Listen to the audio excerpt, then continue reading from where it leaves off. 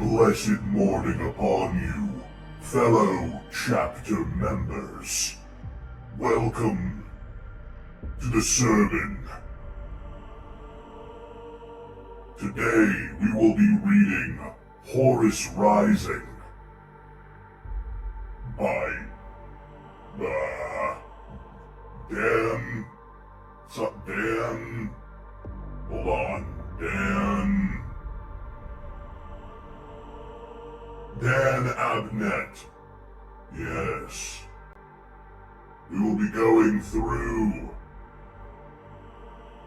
the story of the rise of the heretic, Horus. I have never been permitted to read these data slates and learn our ancient history. But today, finally, we may learn together.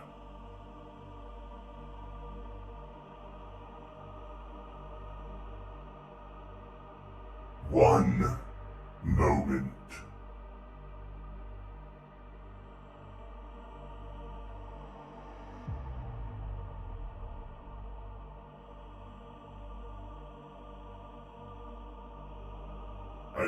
I do not know which one to use yet. Give me a moment. I believe this will do. Yes. How do I make it full screen, Samuel? Who is rising? Horus! Horus is the Horus Heresy. I believe it's F11. Yes. Good. Now I will take my data slate and put it over to the other end. Yes, this is too big. I shall do like one of these, perhaps. Yes, good.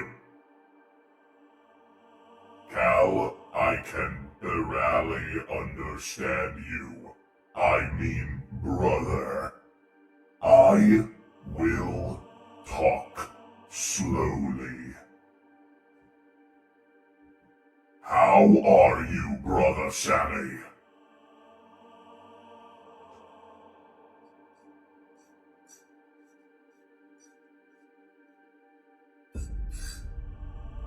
I am drinking a delicious coffee in the background.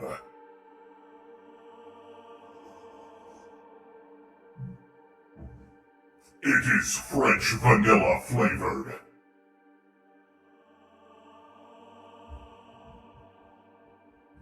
Let us begin. This will not be the whole stream. However, it will be for the first, probably hour, maybe hour and a half, depending on if I like it. Without further ado, chapter members, I present to you Horus Rising. The seeds of heresy are sown. For those who do not know, this is a tale that comes 10,000 years before our current time. This is a tale about the fall of our benevolent emperor and the rise of chaos. Oh wait, where's my little guy? Hold on, I should have a little guy here. Wait, there's a problem.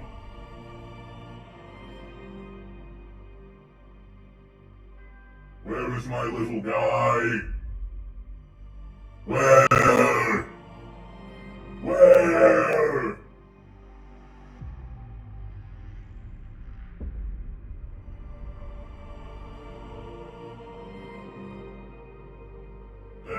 Yes.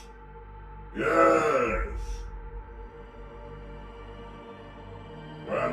Where do I get it from? Hold on.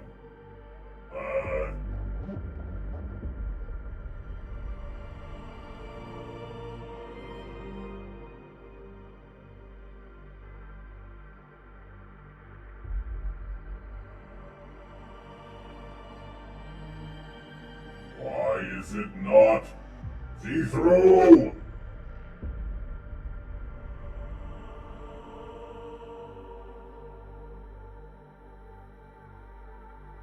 Ah, there we go. Good.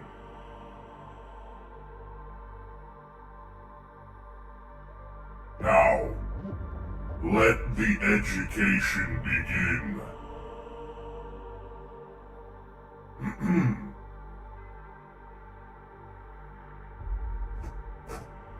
It is a time of legend. Mighty heroes battle for the right to rule the galaxy. The vast armies of the Emperor of Earth have conquered the galaxy in a great crusade. The myriad alien races have been smashed by the Emperor's elite warriors and wiped from the face of history. The dawn of a new age of supremacy for humanity beckons. Gleaming citadels of marble and gold celebrate the many victories of the Emperor. Triumphs are raised on 1,000,000 worlds to record the epic deeds of his most powerful and deadly warriors. First and foremost amongst these are the Primarchs, superheroic beings who have led the Emperor's armies of Space Marines in victory after victory.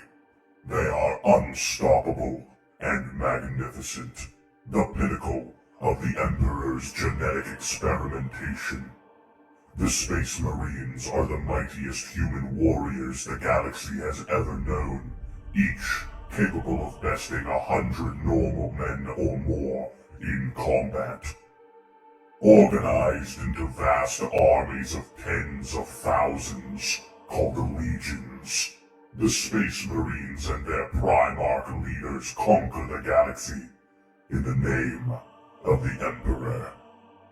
Chief amongst the Primarchs is Horus, called the Glorious, the brightest star, favorite of the Emperor and like a son unto him. He is the War Master, the Commander-in-Chief of the Emperor's military might, subjugator of 1,000 worlds, and conqueror of the galaxy. He is a warrior without peer, a diplomat supreme. Horus is a star ascendant. But how much further can a star rise before it falls?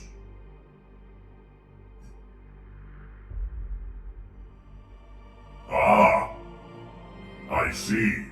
Dramatis personae. This is a telling of the positions of people in the data slate, I believe. So we have Horus the Primarch, the War Master, and Commander-in-Chief. We have Rogal Dorn, the Primarch of the Imperial Fist Legion, and Sanguinius, Primarch of the Blood Angels. We then have the Luna Wolves Legion, which is the Legion of Horus, Ezekiel Abaddon, Tarek Torgadon, Eacton Cruz, Hastur Sejanus, Horus Axamand, or Little Horus. He's just a little Horus. Sergar Targost, Garvale. I'm sure we'll find out who these people are in the story. This is fine. We're just gonna move on. Part 1. The Deceived. I was there the day Horus slew the Emperor.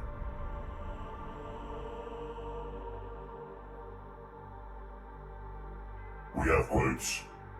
Myths grow like crystals, according to their own recurrent pattern, but there must be a suitable core to start their growth.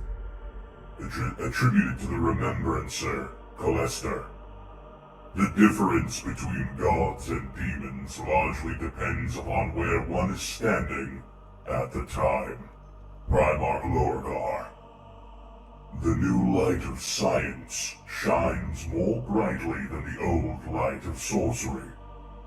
Why then do we not seem to see as far? The Samaritan philosopher, Salonum. And so it begins. 1. Blood from misunderstanding. Our brethren in ignorance. The Emperor dies. I was there, he would say afterwards, until afterwards became a time quite devoid of laughter. I was there the day Horus slew the Emperor. It was a delicious conceit, and his comrades would chuckle at the sheer treason of it. The story was a good one. Torgadon would usually be the one to cajole him into telling it, for Torgadon was the Joker, a man of mighty laughter and idiot tricks. And Loken would tell it again, a tale rehearsed through so many retellings, it almost told itself. Loken was always careful to make sure his audience properly understood the irony in his story. It was likely that he felt some shame about his complicity in the matter itself, for it was a case of blood spilled from misunderstanding. There was a great tragedy implicit in the tale of the Emperor's murder, a tragedy that Loken always wanted his listeners to appreciate. But the death of Sejanus was usually all that fixed their attentions. That, and the punchline. It had been as far as the warp-dilated horologs could attest. 203rd year of the Great Crusade. Loken always set his story in its proper time and place. The commander had been War Master for about a year, since the triumphant conclusion of the Ulanor campaign, and he was anxious to prove his newfound status, particularly in the eyes of his brothers. War Master. Such a title. The fit was still new and unnatural, not yet worn in. It was a strange time to be abroad amongst stars. They had been doing what they had been doing for 2 centuries, but now it felt unfamiliar. It was a start of things, and an ending too. The ships of the 63rd expedition came upon the Imperium by chance. A sudden etheric storm, later declared providential by Malagurst, forced a route alternation, and they translated into the edges of the system, comprising 9 worlds. 9 worlds, circling a yellow sun. Detecting the shoal of rugged expedition warships on station at the out-system edges, the Emperor first demanded to know their occupation and agenda. Then, he painstakingly corrected what he saw as the multifarious errors in their response. He then demanded fealty. He was, he explained, the Emperor of mankind. He had stoically shepherded his people through the miserable epoch of warp storms, through the age of strife, staunchly maintaining the rule and law of man. This had been expected of him, he declared. He had kept the flame of human culture alight through the aching isolation of old night. He had sustained his previous vital fragment and kept it intact until such time as the scattered diaspora of humanity re-established contact. He rejoiced that such a time was now at hand. His soul leapt to see the orphan ships returning to the heart of the Imperium. Everything was ready and waiting. Everything had been preserved. The orphans would be embraced to his bosom, and then the great scheme of rebuilding would begin, and the Imperium of mankind would stretch itself out across the stars, as was its birthright. as soon as they showed him proper fealty as Emperor of mankind. The commander, quite entertained by all accounts, sent Astartes to meet with the Emperor and deliver greeting. Sejanus was the commander's favorite, not a proud or as irascible as Abaddon, nor as ruthless as Cedere, nor even as solid and venerable as Iacton the Cruz. Sejanus was the perfect captain, tempered evenly in all respects. A warrior and a diplomat in equal measure. Sejanus's martial record, second only to Abaddon's, was easily forgotten when in company with the man himself. A beautiful man, Loken would say, building his tale. A beautiful man adored by all. No finer figure than Mark IV plate than Hastur Sejanus. That he is remembered and that his deeds celebrated, even here amongst us, speaks of Sejanus's qualities. The noblest hero of the Great Crusade. That was how Loken would describe him to the eager listeners. In future times he would be recalled with such fondness that men will name their sons after him. Sejanus, the squad of his finest warriors from the 4th Company, traveled in system in a gilded barge, and was received for audience by the Emperor at his palace on the 3rd planet. And killed. Murdered. Hacked down on the onyx floor of the palace even as he stood before the Emperor's golden throne. Sejanus and his glory squad, Deimos, Malsandar, Gorthoi, and the rest, all slaughtered by the Emperor's elite guard, the so-called Invisibles. Apparently, Sejanus had not offered the correct fealty. Indelicately, he had suggested that there might actually be another Emperor. The commander's grief was absolute. He had loved Sejanus like a son.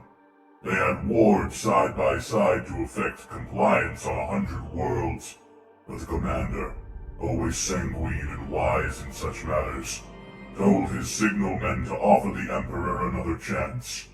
The commander detested resorting to war, and always sought alternative paths away from violence, where such were workable. Apologies. This was a mistake, he reasoned. A terrible, terrible mistake. This peace could be salvaged. This Emperor could be made to understand. I will now take a sip of my coffee. Hello, Brother Brock. Welcome to the stream.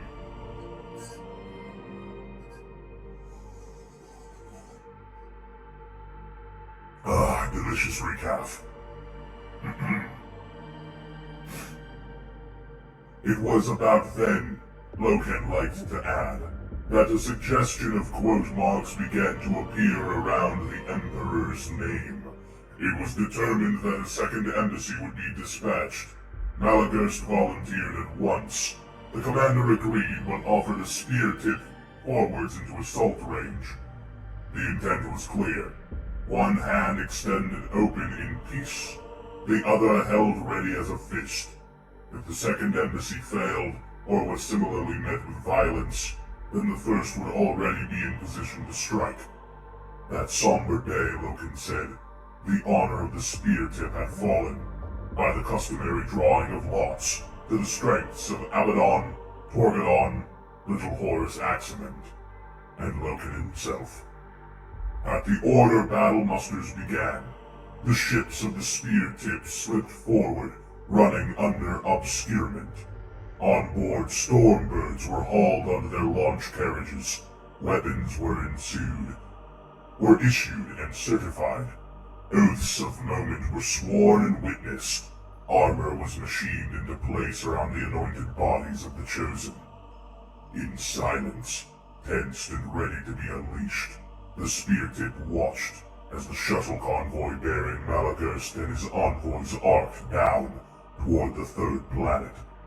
Surface batteries smashed them out of the heavens as the burning scads of debris from Malagurst's flotilla billowed away in the atmosphere. The Emperor's fleet elements rose out of the oceans. Out of the high cloud, out of the gravity wells of nearby moons, 600 warships, revealed and armed for war. Abaddon broke obscurement and made a final personal plea to the Emperor, beseeching him to see sense. The warships began to fire on Abaddon's spear tip. My commander, Abaddon relayed to the heart of the waiting fleet. There is no dealing here. This fool impostor will not listen. And the commander replied, Illuminate him, my son, but spare all you can. That order notwithstanding, avenge the blood of my noble Sejanus. Decimate this Emperor's elite murderers, and bring the impostor to me. And so, Loken would sigh, we have made war upon our brethren, so lost in ignorance. It was late evening, but the sky was saturated with light. The phototropic towers of the high city, built to turn and follow the sun with their windows during the day, shifted uneasily at the pulsating radiance in the heavens. Spectral shapes swam high in the upper atmosphere, ships engaging with a swirling mass, charting brief, nonsensical zodiacs with the beams of their battery weapons. At ground level, around the wide basalt platforms that formed the skirts of the palace, gunfire streamed through the air like horizontal rain, hosing coils of tracer fire that dipped and slithered heavily like snakes, die-straight zips of energy that vanished as fast as they appeared, and flurries of bolt shells like blizzarding hail. Downed stormbirds, many of them crippled and burning, littered 20 square kilometers of the landscape. Where did my music go? My music is cut out. What is this? Hold! Hold! Ah. A return. Apologies. We continue.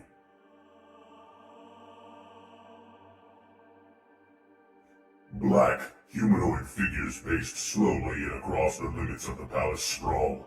They were shaped like armored men, and they trudged like men, but they were giants, each 140 meters tall. The Mechanicum had deployed a half-dozen of its Titan war engines. No longer taking another sip of my coffee.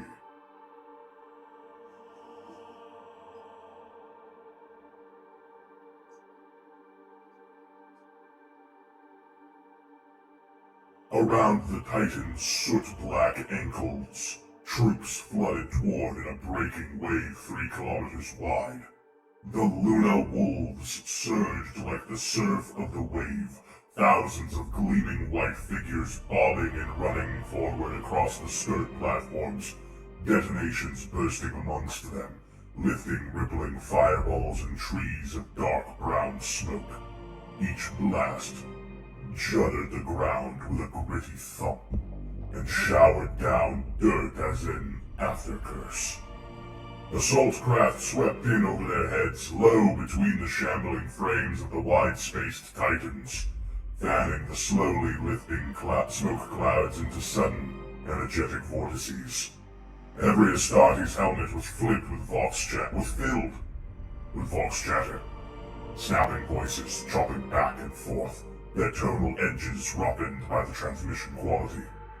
It was Logan's first taste of mass war since Ulanor. 10th Company's first taste too. There had been skirmishes and scraps, but nothing testing. Logan was glad to see that his cohort hadn't grown rusty. The unapologetic regime of live drills and punishing exercises he maintained had kept them whetted as sharp and serious as the terms of the oath of moment they had taken just hours before. Ulanor had been glorious. A hard, unstinting slog to dislodge and overthrow a bestial empire. The Greenskin had been pernicious and a resilient foe, but they had broken his back and kicked over the embers in his revel fires. The commander had won the field through the employment of his favorite, practiced strategy, the spear-tip thrust to tear out the throat. Ignoring the green-skinned masses, which had outnumbered the Crusaders 5-1, the commander had struck directly at the Overlord and his command coterie, leaving the enemy headless and without direction. The same philosophy operated here. Tear out the throat and let the body spasm and die. Loken and his men, and the war engines that supported them, were the edge of the blade unsheathed for that purpose. But this was not like Ulanor at all. No thickets of mud and clay-built ramparts, no ramshackle fortresses of bare metal and wire, no black powder airbursts or howling ogre foes. This was not a barbaric brawl determined by blades and body strength.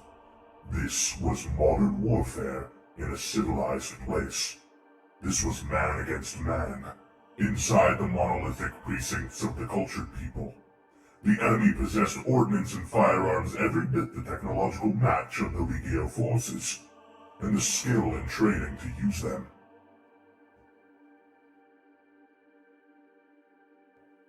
Excuse me.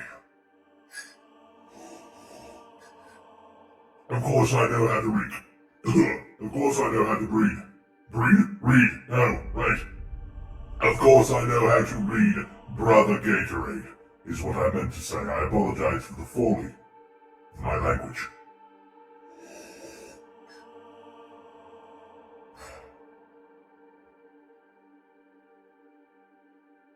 Through the green imaging of his visor, Loken saw armored men with energy weapons ranged against them in the lower courses of the palace. He saw tracked weapon carriages, automated artillery, nests of 4 or even 8 automatic cannons shackled together on carved platforms that lumbered forward on hydraulic legs. Not like Ulanor at all. That had been an ordeal. This would be a test. Equal against equal, like against like. Except that for all its martial technologies, the enemy lacked one essential quality, and that quality was locked within each and every case of Mark IV power armor, the genetically enhanced flesh and blood of the Imperial Astartes. Modified, refined, post-human, the Astartes were superior to anything they had ever met or will meet. No fighting force in the galaxy could ever hope to match the legions, unless the stars went out and madness ruled, and lawful sense turned upside down. Or as Cedere once said, the only thing that can beat an Astartes is another Astartes. And they had laughed at that. The impossible was nothing to be scared of. The enemy, their armor a polished magenta trimmed with silver, as Loken later discovered when he viewed them with his helmet off, firmly held the induction gates to the inner palace. They were big men, tall, thick through the chest and shoulders, and at the peak of fitness. Not one of them, not even the tallest, came up to the chin of one of the Luna Wolves. It was like fighting children. Well-armed children, it had to be said. Through the billowing smoke and the jarring detonations, Loken led the veteran first squad up the steps at a run, the plastisteel soles of their boots grating on the stone. First squad, 10th Company, Hellebore Tactical Squad, gleaming giants in pearl-white armor, the wolf-head insignia stark black on their auto-responsive shoulder plates. Crossfire zigzagged around them and from defended gates ahead. The night air shimmered with heat distortion of weapons discharge. Some kind of upright automated mortar was casting a sluggish, flaccid stream of fat munition charges over their heads. "Kill it!" Loken heard Brother Sergeant Jubal instruct over the link. Jubal's orders were given in the curt argot of Chthoniya, a derivative of World, a language that the Luna Wolves had preserved as their battle tongue. The battle brother carrying the squad's plasma cannon obeyed without hesitation. For a dazzling half-second, a 20-meter ribbon of light linked the muzzle of his weapon and the auto-mortar, and the device engulfed the facade of the palace in a roasting wash of yellow flame. Dozens of enemy soldiers were cast down in the blast. Several were thrown into the air, landing crumpled and boneless on the flight of steps. "Into them," Jubal barked. Wildfire chipped and pattered off their armor. Loken felt the distant sting of it. Brother Caligandrius stumbled and fell, but righted himself almost at once. Loken saw the enemy scatter away from their charge. He swung his bolter up. His weapon had a gash in the metal of the foregrip, the legacy of the Greenskins' axe during Ulanor, a cosmetic mark Loken had told the armorers not to finish out. He began to fire, not on burst, but on single shot, feeling the weapon buck and kick against his palms. Bolter rounds were explosive penetrators. The men he hit popped like blisters, or shredded like bursting fruit. Pink mist fumed off every ruptured figure as it fell. 10th Company! Loken shouted. For the War Master! The war cry was still unfamiliar, just another aspect of the newness. It was the first time Loken had declaimed it in war, the first chance he'd had since the honor had been bestowed to him by the Emperor after Ulanor. By the Emperor. The true Emperor. Lupercal!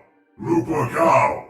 The wolves yelled back as they streamed in, choosing to answer with the old cry, the Legion's pet name for their beloved commander. The war horns of the Titans boomed. I don't know how that came across. Hopefully it sounded good. They stormed the palace. Loken paused by one of the induction gates, urging his frontrunners in, carefully reviewing the advance of his company's main force. Hellish fire continued to rake them from the upper balconies and towers. In the far distance, a brilliant dome of light suddenly filled into the sky, astonishingly bright and vivid. Loken's visor automatically dimmed. The ground trembled and a noise like a thunderclap reached him. A capital ship of some size, stricken in a blaze, had fallen out of the sky and impacted the outskirts of the high city. Drawn by the flash, the phototropic towers above him fidgeted and rotated. Reports flooded in. Axeman's 4th, 5th Company had secured the Regency and the pavilions on the ornamental lakes to the west of the high city. Torgadon's men were driving up through the lower tower, slaying the armor sent to block them. Loken looked east, 3 kilometers away, across the flat plain to the basalt platforms, across the tide of charging men and striding titans and stitching fire. Abaddon's company, 1st Company, was crossing the bulwarks into the far flank of the palace. Loken magnified his view, resolving hundreds of white armor, figures pouring through the smoke and chalk fire. At the front of them, the dark figures of 1st Company's foremost Terminator squad, the Justarian. They were polished black armor, dark as night, as they belonged to some other Black Legion. Loken to 1st, he sent. 10th has entry. There was a pause, a brief distort, then Abaddon's voice answered. Loken. Are you trying to shame me with your diligence? Not for a moment, 1st Captain, Loken replied. There was a strict hierarchy of respect within the Legion, and though he was a senior officer, Loken regarded the peerless 1st Captain with awe. All of the Mournival, in fact, though Torgadon had always favored Loken with genuine shows of friendship. Now Sejanus was gone, Loken thought. The aspect of the Mournival would soon change. I am playing with you, Loken, Abaddon sent, his voice... Oh, I am playing with you, Loken, Abaddon sent, his voice so deep that some vowels were blurred by the vox. I'll meet you at the feet of this false emperor. First one there gets to illuminate him. Loken fought back a smile. Ezekiel Abaddon had seldom sported it with him before. He felt blessed, elevated. To be chosen man was enough, but to be in with the favored elite, that was every captain's dream. Reloading, Loken entered the palace through the induction gates, stepping over the tangled corpses of the dead enemy. The plaster facings of the inner walls had been cracked and blown down, and loose crumbs like dry sand crunched beneath his feet. The air was full of smoke, and his visor display kept jumping from one register to another as it attempted to compensate and get a clean reading. Welcome, Enterist. You shall hear metal claps. A good break. I shall drink some of my recaf, and then begin once more.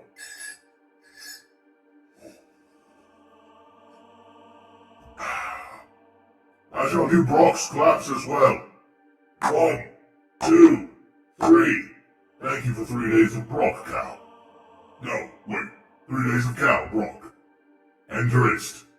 1, 2, 3, 4, 5, 6, 7, 8, 9, 10, 11, 12, 13, 14, 15, 16, 17, 18, 19, 20. Thank you for 20 days with the Empire. Here's to another 20.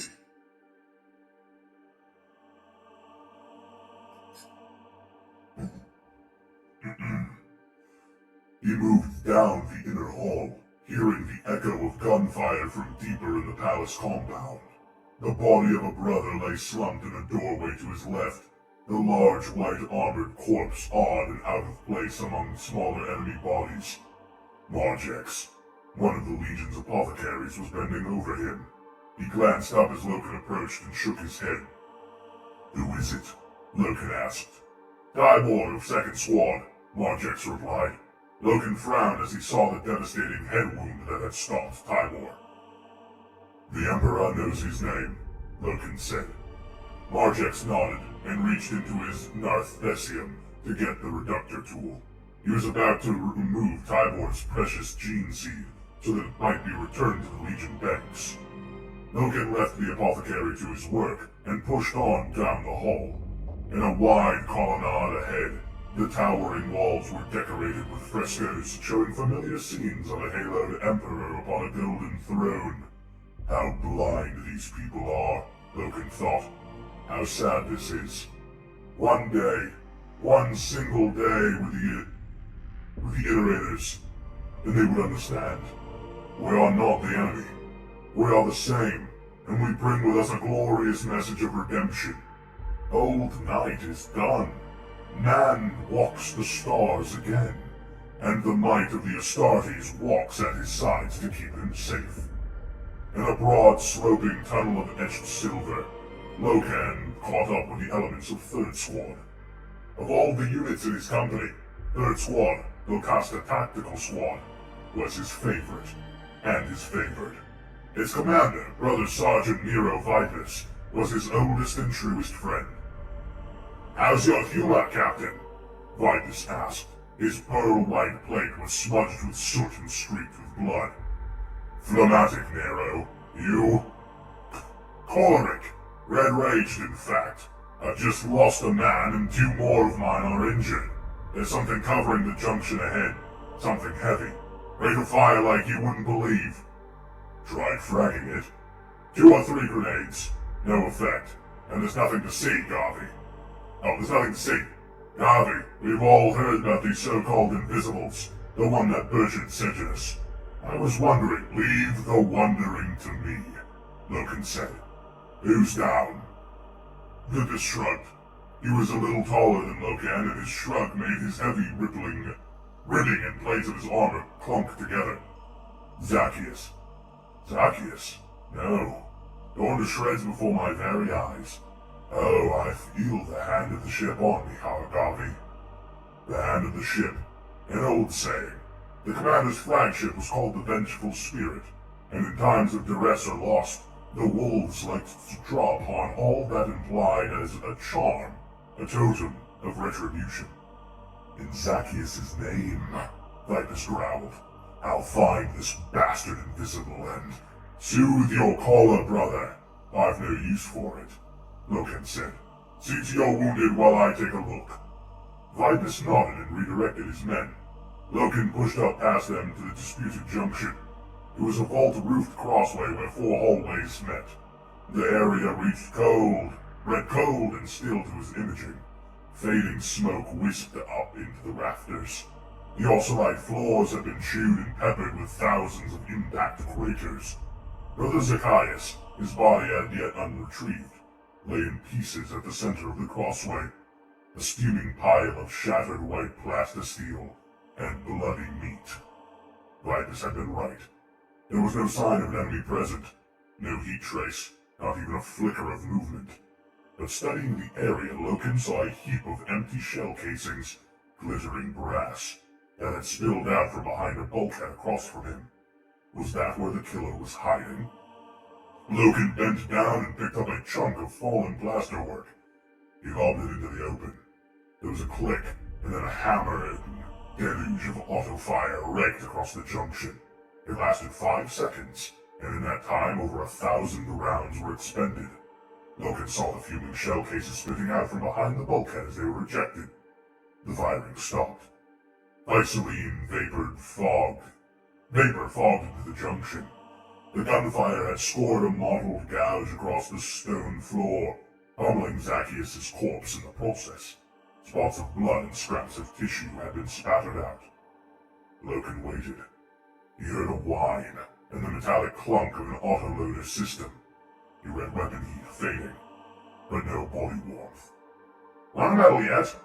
Vitus asked, approaching. "It's just an automatic sentry gun," Loken replied. "Well, that is a small relief at least," Vitus said. "After the grenades we pitched in that direction, I was beginning to wonder if these vaunted invisibles might be invulnerables too." "I'll call up Devastator support to just give me a light flare," Loken said. Vitus stripped one off of his leg plate and handed it to his captain. Loken ignited it with a twist in his hand and threw it down the hallway opposite. It bounced, fizzling, glaring white-hot, past the hidden killer. There was a grind of servos. The implacable gunfire began to roar down the corridor at the flare, kicking it and bouncing it, ripping across the floor. "Garvey!" Vitus began. Loken was running. He crossed to the junction, thumping his back against the bulkhead. The gun was still blazing. He wheeled above the bulkhead and saw the sentry gun built into an alcove. A squat machine set on 4 pad feet and heavily plated. It had turned its short, fat, pumping cannons away from him to fire on the distant, flickering flare. Loken reached over and tore out a handful of its servo flexes. The gun stuttered and died. "We're clear!" Loken called out. Locosta moved up. "That's generally called showing off," Vitus remarked. Loken led Locosta up the corridor, and they entered a fine state apartment. Other apartment chambers, similarly regal, beckoned beyond. It was oddly still and quiet. "Which way now?" Vitus asked. "We go find this Emperor," Loken said. Vitus snorted. "Just like that? The first captain bet me I couldn't reach him first." "First captain, eh? Since when was Garvia Loken on pally terms with him?" "Since 10th breached the palace ahead of 1st. Don't worry, Nero. I'll remember you little people when I'm famous." Nero Vitus laughed, the sound snuffling out of his helmet mask like a cough of a consumptive bull. What happened next didn't make either of them laugh at all. 2. That was chapter 1! I'll take a brief break in between chapters. How are people feeling about the story so far? Quite interesting. So, for those who are not aware, this is 10,000 years before where we find ourselves in the 41st millennium, which means this is the 40th millennium. This is, as far as I can understand the situation, there are still systems of man that believe that they cannot sail the stars, whereas much of humanity seems to have found the ability to do so through the true Emperor.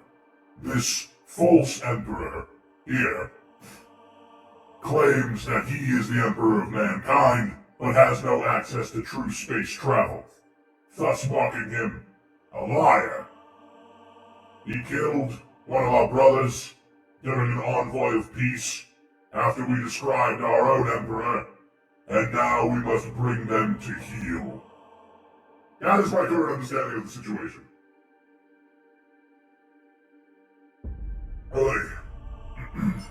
We shall read perhaps one more chapter. Chapter 2. Meeting the Invisibles at the foot of a golden throne.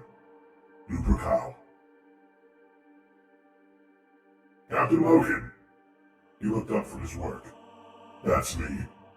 Forgive me for interrupting, she said. You're busy. Logan set aside the segment of armor he had been polishing and rose to his feet. He was almost a meter taller than her, and naked but for a loincloth. She sighed inwardly at the splendor of his physique. Goddamn. The knotted muscles, the old ridge scars. He was handsome too, this one. Fair hair, almost silver, cut short. His pale skin slightly freckled. His eyes gray like rain. What a waste, she thought. Though there was no disguising his inhumanity, especially in this barred form. Apart from the sheer mass of him, there was the overgrown gigantism of the face, that particular characteristic of the Astartes, almost equine, plus the hard top shell of his ribless torso, like stretched canvas. Wait, we don't have ribs? What do we have? I didn't know we didn't have ribs. Apologies. I don't know who you are, he said, dropping a nub of polishing fiber into a little pot and wiping his fingers. She held out her hand. Mercier Olatin, official remembrancer, she said. He looked at her tiny hand and then shook it, making it seem even more tiny in comparison with his own giant fist. I'm sorry, she said, laughing. I keep forgetting you don't do that out here. Shaking hands, I mean. Such a parochial Terran custom.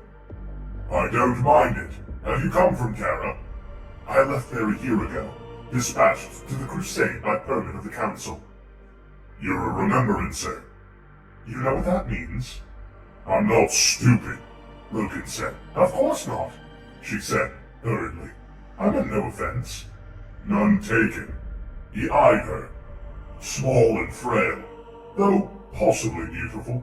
Logan had very little experience of women. Perhaps they were all frail and beautiful. He knew enough to know that few were as black as her. Her skin was like burnished coal. He wondered if it was some kind of dye. He wondered too about her skull. Her head was bald, but not shaved. It seemed polished and smooth, as if it had never known hair. The cranium was enhanced somehow, extending back in a streamlined sweep that formed a broad ovoid shape behind her nape. It was like she had been crowned, as if her simple humanity had been made more regal. How can I help you? He asked. I understand you have a story, a particularly entertaining one. I'd like to remember it for posterity. Which story? Horus, killing the Emperor. He stiffened. He didn't like it when non-Astartes humans called the War Master by his true name. That happened months ago, he said dismissively. I'm sure I won't remember the details particularly well. Actually, she said, I have it on good authority that you can be persuaded to tell the tale quite expertly. I've been told it's very popular amongst your battle brothers. Logan frowned. Annoyingly, the woman was correct. Since the taking of the High City, he'd been required, forced would not be too strong a word, to retell his first-hand account of the events in the palace tower on dozens of occasions. He presumed it was because of Sejanus' death. The Luna Wolves needed catharsis. They needed to hear how Sejanus had been so singularly avenged. Someone put this up. Someone put you up to this, Mistress Olatin? He asked. She shrugged. Captain Targadon, actually. Logan nodded. It was usually him. What do you want to know? I understand the general situation, for I have heard it from others, but I'd love to have your personal observations. What was it like? When you got inside the palace itself, what did you find? Logan sighed and looked around the rack at where his power armor was displayed. He'd only just started cleaning it. His private arming chamber was a small shadowy vault adorning the off-limits embarkation deck. The metal walls lacquered pale green. A luster of glow globes lit the room, and an imperial eagle had been stenciled on the one wall plate beneath which copies of Logan's various oaths of moment had been pinned. The close, The close air smelled of oils and lapping powder. It was a tranquil, introspective place, and she had invaded that tranquility. Becoming aware of her trespass, she suggested I could come back later, at a better time. No, now is fine. He sat back down on the metal stool where he had been perching when she'd entered. Let me see. When we got into the palace, what we found was the Invisibles. Why are they called that? She asked. Because we couldn't see them, he replied. The Invisibles were waiting for them, and their well-deserved, their sobriquet. Sobriquet? Just 10 paces into the splendid apartments, the first brother died. There was an odd, hard banging, so hard it was painful to feel and hear, and Brother Edrius fell to his knees, and folded onto his side. He had been struck in the face by some form of energy weapon. The white plastisteel, some ceramite alloy of his visor and breastplate had actually deformed into a rippled crater, like heated wax that had flowed and then set again. The second bang, a quick concessive vibration of the air, obliterated an ornamental table beside Nero Vipus. The third bang dropped Brother Myriad. His left leg shattered and snapped off like a reed stalk. The science adepts of the False Imperium had mastered and harnessed some rare and wonderful form of field technology, and armed their elite guards with it. They cloaked their bodies with a passive application, twisting light to render themselves invisible, and they were able to project it in a merciless, active form that struck with mutilating force. Despite the fact that they had been advancing combat-ready and wary, Loken and the others were taken completely off guard. The Invisibles were even hidden to the visor arrays. Several had simply been standing in the chamber, waiting to strike. Loken began to fire, and Vipus's men did as well, raking the area ahead of him, splintering furniture. Loken hit something. He saw pink mist kiss the air, and something fell down with enough force to overturn the chamber. Vipus scored a hit too, but not before Brother Terragus had been struck with a power that his head was punched clean off his shoulders. The cloak technology event evidently hit its users best if you remained still. As they moved, they became semi-visible. Heat haze suggesting the men surging to attack. Loken adapted quickly, firing at each blemish of air. He adjusted his visor again to full contrast, almost black and white, and he saw them better. Hard outlines against the fuzzy background. He killed 3 more. In death, several lost their cloaks. Loken saw the Invisibles revealed as bloody corpses. Their armor was silver, ornately composed and machined with remarkable detail of patterning and symbols, all swathed in mantles of red silk. The Invisibles reminded Loken of the mighty custodian guard that warded the Imperial Palace on Terra. This was the bodyguard corps which had executed Sejanus and his glory squad at a mere nod from their master. Nero Vipus was raging, offended by the cost to his squad. The hand of the ship was truly upon him. He led the way, cutting a path into a towering room beyond the scene of the ambush. His fury gave Locusta the opening it needed, but it cost him his right hand, crushed by an Invisible's blast. Loken felt colder too. Like Nero, the man of Locusta were his friends. Rituals of mourning awaited him. Even in the darkness of Ulanor, victory had not been so dearly bought, rather. Page 22, Pog! What is this Pog you speak of, Brother Samuel?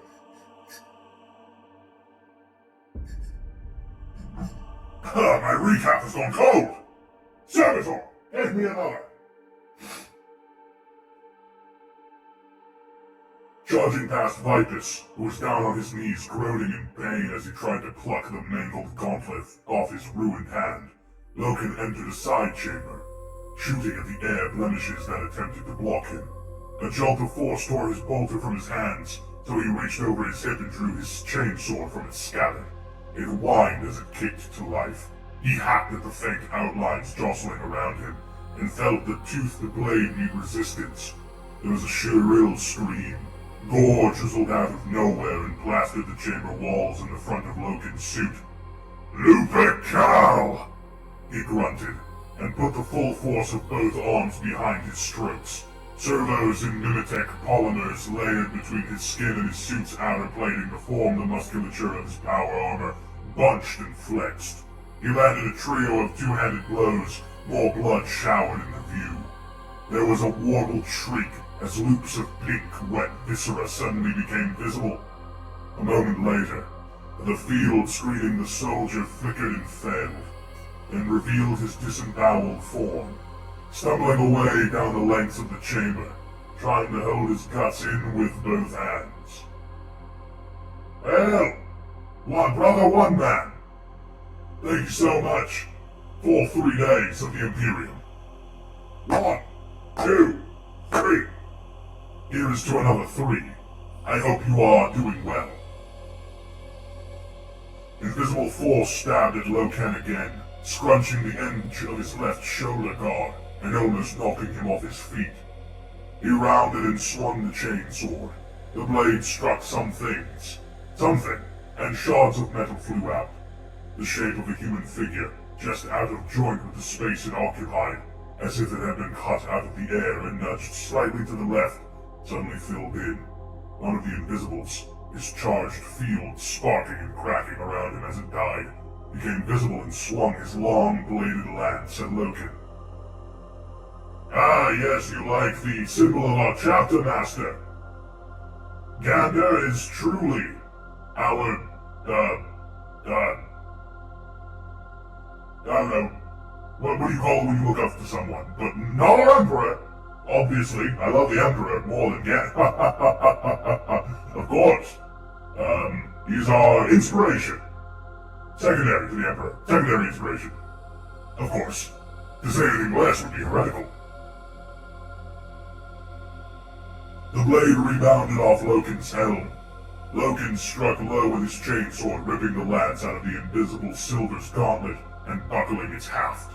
At the same time, Loken lunged, shoulder barging, the warrior against the chamber wall so hard that the friable piester of the ancient frescoes cracked and fell out. I think that's probably supposed to say plaster. Loken stepped back, winded, his lungs and ribcage almost crushed flat. So we do have ribs. The Invisible Man, oh no, let's talk about the Invisible Man, made a gagging, sucking noise and fell down onto his knees, his head lolling forward. Loken sawed his chainsword down and sharply up again in one fluid motion, practiced mercy stroke, and the Invisible's detached head bounced away. Loken circled slowly, the humming blade raised ready in his right hand, the chamber floor slick with blood and black scraps of meat. Shots rang out from nearby rooms. Loken walked across the chamber and retrieved his bolter, hoisting it in his left fist with a clatter. 2 Luna wolves entered the chamber behind him, and Loken briskly pointed them off into the left-hand colonnade with a gesture of his sword. Form up and advance! He snapped into his link. Voices answered him. Hero? I'm behind you. 20 meters. How's the hand? I left it behind. It was getting in the way. Loken prowled forward. At the end of the chamber, past the crumpled, leaking body of the Invisible he had disemboweled, 16 broad marble steps led up to a stone doorway. The splendid stone frame was carved with complex linen fold motifs. Loken ascended the steps slowly. Marbled washes of light cast spastic flickers through the open doorway. There was a remarkable stillness. Even the din of the fight engulfing the palace all around seemed to recede. Loken could hear the tiny taps made by the blood dripping off his outstretched chainsword onto the steps, a trail of red beads up the white marble. He stepped through the doorway. The inner walls of the tower rose up around him. He had evidently stepped through into one of the tallest and most massive of the palace's spires, 100 meters in diameter, a kilometer tall. No, more than that. He'd come out onto a wide onyx platform that encircled the tower, one of several ring platforms arranged at intervals up the height of the structure. But there were more below. Peering over, Loken saw as much tower drop away into the depths of the earth as stood proud above him. He circled slowly, gazing around. Great windows of glass or some other transparent substance glazed the tower from top to bottom between the ring platforms, and through them the light and fury of the war outside flared and flashed. No noise, just the flickering glow and sudden bursts of radiance. He followed the platform round until he found a sweep of curved stairs, flush with the tower wall that led up to the next level. He began to ascend, platform to platform, scanning for any blurs of light that might betray the presence of more invisibles. Nothing. No sound, no life. No movement except for the shimmer of light from outside the windows as he passed them. 5 floors, now 6. Logan suddenly felt foolish. The tower was probably empty. His search and purge should have been left to others while he marshaled 10th Company's main force. Except, its ground-level approach had been so furiously protected. He looked up, pushing his sensors hard. A third of the kilometer above him, he fancied he caught a brief sign of movement. A partial heat lock. Nero! A pause. Captain? Where are you? Base of the tower. Fighting, heavy fighting. There was a jumble of noises, and distorted sounds of gunfire and shouting. Captain, are you still there? Report! Heavy resistance. We're locked here. Where are... The link broke. Logan hadn't been about to give his position away anyway. There was something in this tower with him. At the very top, something was waiting. The penultimate deck. From above came a soft creaking and grinding, like the sails of a windmill. Logan paused. At this height, with the wide panes of glass, he was afforded a view out across the palace and the high city. A sea of luminous smoke, underlit by widespread firestorms. Some buildings glowed pink, reflecting the light of the inferno. Weapons flashed and energy beams danced and jumped in the dark. Overhead, the sky was full of fire, too, a mirror of the ground. The spear tip had visited murderous destruction upon the city of the Emperor, but had he found its throat? He mounted the last flight of steps, his grip on the weapons tight. The uppermost ring platform formed the base of the tower's top section, a vast cupola of crystal glass petals, ribbed together with steel spars that curved up to form a finial mast at the apex high above. The entire structure creaked and slid, turning slightly to one way and the other, as it responded phototropically to the blooms of light outside in the night. On one side of the platform, its back to the great windows, sat a golden throne. It was a massive object, a heavy plinth of 3 golden steps rising to a vast gilt chair with a high back and coiled armrests. The throne was empty. Logan lowered his weapon. He saw that the tower top turned so that the throne was always facing the light. Disappointed, Logan took a step towards the throne, and then halted when he realized he wasn't alone after all. A solitary figure stood away to his left, hands clasped behind its back, staring out at the spectacle of war. The solitary figure stood away... Oh, no, sorry. The figure turned. It was an elderly man, dressed in a floor-length mauve robe. His hair was thin and white, his face thinner still. He stared at Logan with glittering, miserable eyes. I defy you, he said, his accent thick and antique. I defy you, invader. Your defiance is noted, Logan replied. But the fight is over. I can see you've been watching its progress from up here. You must know that. The Imperium of Man will triumph over all its enemies, the man replied. Yes, Logan said. Absolutely it will. You have my promise. The man faltered, as if he did not quite understand. Am I addressing the so-called Emperor? Logan asked. He had switched off and sheathed his sword, but he kept his bolter up to cover the robed figure. So-called, the man echoed. So-called, you cheerfully blaspheme in this royal place. The Emperor is the Emperor undisputed. Savior and protector of the race of man. You are an impostor, some evil demon. I am a man like you. The other scoffed. You are an impostor. Nay, like a giant malformed and ugly. No man would wage war upon his fellow man like this. He gestured despairingly to the scene outside. Your hostility caused this, he said calmly. You would not listen to us or believe us. You murdered our ambassadors. You brought this upon yourself. We are charged with the reunification of mankind throughout the stars. In the name of the Emperor, we seek to establish compliance amongst all the fragmentary and disparate strands. Most treat us like the lost brothers we are. You resisted. You came to us with lies! We came with the truth. Your truth is obscenity. Sir, the truth itself is immoral.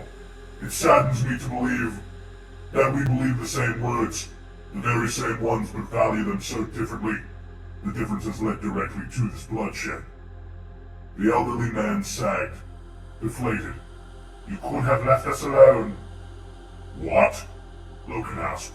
If our philosophies are so much at odds, you could have passed us by and left us to our lives, unviolated.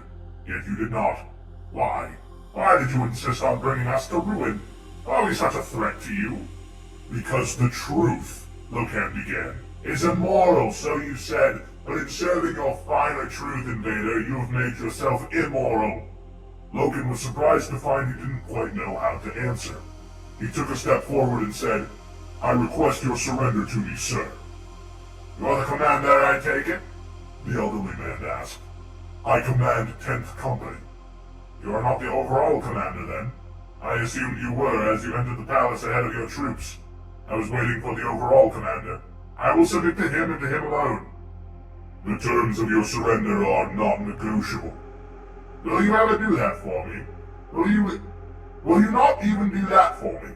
Will you not even do me the honor? I would stay here until your lord and master comes in person to accept my submission. Fetch him. Before Loken could reply, a dull wail echoed up from the tower, gradually increasing in volume. The elderly man took a step or two backwards, fear upon his face. The black figures rose up out of the tower's depths, ascending slowly, vertically, as through the open center of the ring platform. 10 Astarte warriors, the blue heat of their whining jump packs burners shimmering the air behind them. Their power armor was black, trimmed with white. Catalan Reaver Squad, 1st Company's veteran assault pack. First in, last out. One by one they came in to land on the edge of the ring platform, deactivating their jump packs. Callus Ekedon, Catalan's captain, glanced sidelong at Loken. The first captain's compliments, Captain Loken. You beat us to it after all. Where's the first captain? Loken asked. Below, mopping up. Ekedon replied. He set his box to transmit. This is Ekedon, Catalan, we have secured the false emperor. No, said Loken firmly. Ekedon looked at him again. His visor lenses were stern and unreflective jet glass set in the black metal of his helmet mask. He bowed slightly. My apologies, Captain, he said archly. The prisoner and the honor are yours, of course. That's not what I meant, Loken replied. This man demands the right to surrender in person to our commander-in-chief. Ekedon snorted, and several of his men laughed. This bastard can demand all he likes, Captain, Ekedon said, but he's going to be cruelly disappointed. We are dismantling an ancient empire, Captain Ekedon, Loken said firmly. Might we not display some measure of gracious respect to the execution of that act? Or are we just barbarians? He murdered Sedulus, spat one of Ekedon's men. He did, Loken agreed. So should we just murder him in response? Didn't the Emperor praise his name, teach us always to be magnanimous in victory? The Emperor praise his name is not with us, Ekedon replied. If he is not with us in spirit, Captain, Loken replied, then I pity the future of this crusade. Ekedon stared at Loken for a moment, then ordered the second to transmit a signal to the fleet. Loken was quite sure Ekedon had not backed down because he was convinced by any argument or fine principle. Though Ekedon was captain of 1st Company's elite squad, 1st Company's assault elite had glory and favor on his side. Loken, a company commander, had superiority of rank. The signal has been sent to the War Master, Loken told the elderly man. Is he coming here? Now? the man asked. Arrangements will be made for you to meet him, Ekadon snapped. They waited for a minute or two for a signal response. Astartes attack ships, their engines glowing, streaked past the windows. The light from huge detonations sheeted the southern skies and slowly died away. Logan watched the crisscross shadows play across the ring platform with the dying light. He started. He suddenly realized why the elderly man had insisted so imperiously that the commander should come in person to this place. He clamped the bolter to his side and began to stride towards the empty throne. "What are you doing?" the elderly man cried. "Where is he?" Logan cried. "Where is he really? Is he invisible too?" "Get back!" the elderly man cried out, leaping forward to grapple with Logan. There was a loud bang.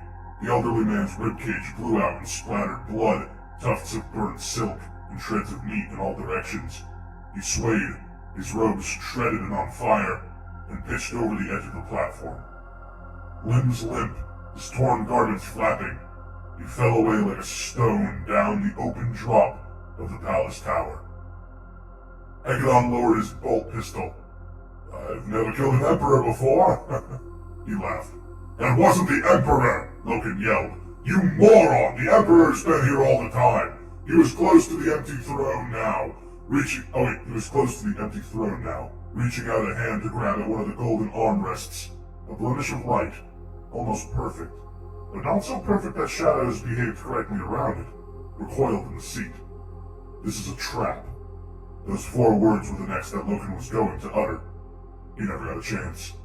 The golden throne trembled and broadcast a shockwave of invisible force. It was a power like that which the elite guard had wielded, but 100 times more potent. It slammed out in all directions, casting Logan and all the Catalan off their feet like corn sheaves in a hurricane. The windows of the tower's top shattered outwards in a multicolored blizzard of glass fragments. Most of Catalan Reaver Squad simply vanished, blown out of the tower, arms flailing on the bow wave of energy. One struck a steel spear on his way out. Back snapped, his body tumbled away into the night like a broken doll. Ekadon managed to grab hold of another spear as he was launched backwards. He clung on, plastic steel digit sinking into the metal for support, legs trailing out behind him as horizontally as air and glass and gravitic energy assaulted him. Apologies. Logan, too close to the foot of the throne to be caught by the full force of the shockwave, was knocked flat. He slid across the ring platform towards the open fall, his white armor shrieking as it left deep grooves in the onyx surface. He went over the edge, over the sheer drop, but the wall of force carried him on like a leaf across the hole and slammed him hard into the far lip of the ring. He grabbed on, his arms over the lip, his legs dangling, held in place as much by the shock pressure as the strength of his own desperate arms. Almost blacking out from the relentless force, he fought to hold on. Inchoate light, green and dazzling, sputtered into being on the platform in front of his clawing hands. The teleport flare became too bright to behold, and then died, revealing a god standing on the platform. The god was a true giant, as large again to any Astartes warrior as an Astartes was to a normal man. His armor was white gold like the sunlight at dawn, the work of master artificers. Many symbols covered its surfaces, the chief of which was a motif of a single staring eye fashioned across the breastplate. Robes of white cloth fluttered out behind the terrible haloed figure. Above the breastplate, the face was bare, grimacing, perfect in every dimension and detail, suffused in radiance. So beautiful. So very beautiful. For a moment the god stood there unflinching, beset by the gale of force but unmoving, facing it down. Then he raised the storm bolter in his right hand and fired into the tumult. One shot. The echo of the detonation rolled out around the tower. There was a choking scream half lost in the uproar, and the uproar itself stilled abruptly. The wall of force died away. The hurricane faded. Splinters of glass tinkled as they rained back down onto the platform. No longer impelled, Ekadon crashed back down against the blown-out sill of the window frame. His grip was secure. He clawed his way back inside and got to his feet. "My lord!" he exclaimed and dropped to one knee, and his head bowed. With the pressure lapsed, Logan found he could no longer support himself. Hands grappling, he began to slide back over the lip where he had been hanging. He couldn't get any purchase on the gleaming onyx. He slipped off the edge, and a strong hand grabbed him around the wrist and hauled him to the platform. Logan rolled over, shaking. He looked back across the ring to the golden throne. It was a smoldering ruin, its secret mechanisms exploded from within. Amidst the twisted, ruptured plates and broken workings, the smoldering corpse sat upright, teeth gritting in the blackened skull, charred, skeletal arms still braced along the throne's coiled wrists. "So will I deal with all tyrants and deceivers," rumbled a deep voice. Logan looked up at the god standing over him. "Lupercal," he murmured. The god smiled. "Not so formal, please, Captain," whispered Horus. "May I ask you a question?" Mercenaeolithan began. Logan had taken a robe down from the wall peg and was putting it on. "Of course." "Could we have not just left them alone?" "No. Ask a better question." "Very well. What was he like?" "What is who like, lady?" he asked. "Horus." "If you have to ask, you have not met him," he said. "No, I haven't yet, Captain. I've been asking for an audience. Still, I would like to know what you think of Horus." "I think he is War Master," Logan said. His tone was stone hard. "I think he is the master of the Luna Wolves and the chosen proxy of the Emperor, praise be his name, in all our undertakings. He is the first and foremost of all Primarchs, and I think I take offense when a mortal voices his name without respect or title." "Oh, I'm sorry, Captain. I meant no, I'm sure you didn't. But he is War Master Horus. You are a remembrancer. Remember that." And that is where we will end the first reading of the book. That was really good. That was really good. Really good.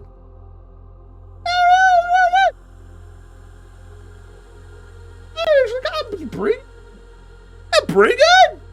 I liked that. I liked that. I liked that actually. It's not perfect story writing for sure. And it might not be the Blimey! Ah! Ah! Ah! Hold on, I gotta fix this. Ah! It's so bright. Ah! Hold on, buddy. I'll stretch in a moment. Thank you for the stretch, though. Man, my voice. Oy. Oy vey, one could say. Let me zoom this out a little bit. Boy. Whoop! Whoop! It's the fires of hell. Sorry, just a little bit. Just a little bit fires of hell. Yeah, bring that down a little bit. Good lord.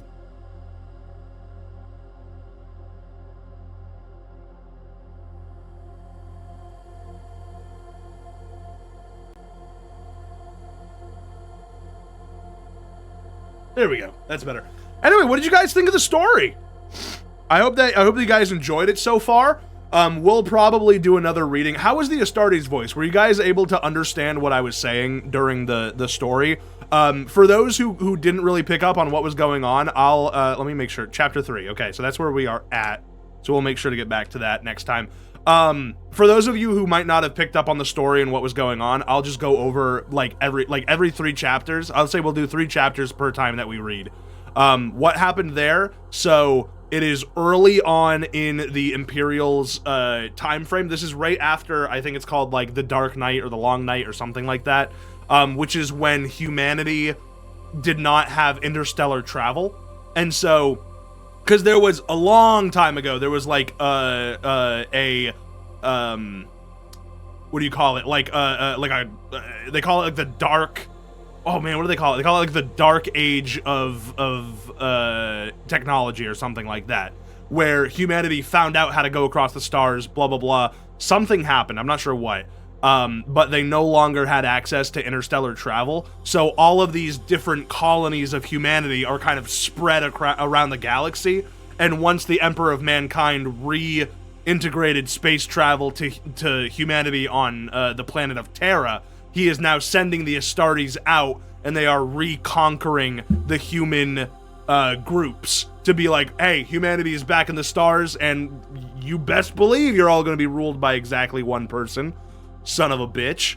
And so we were reading basically one of those assaults, one of those attacks, and at the very end of the attack, Horus teleports down onto the planet. The books are essentially about Horus, and so that's our first introduction to him. He is like the Emperor's favorite boy, the Emperor's favorite sweet boy, and he disintegrates this false Emperor who was ruling over this small system.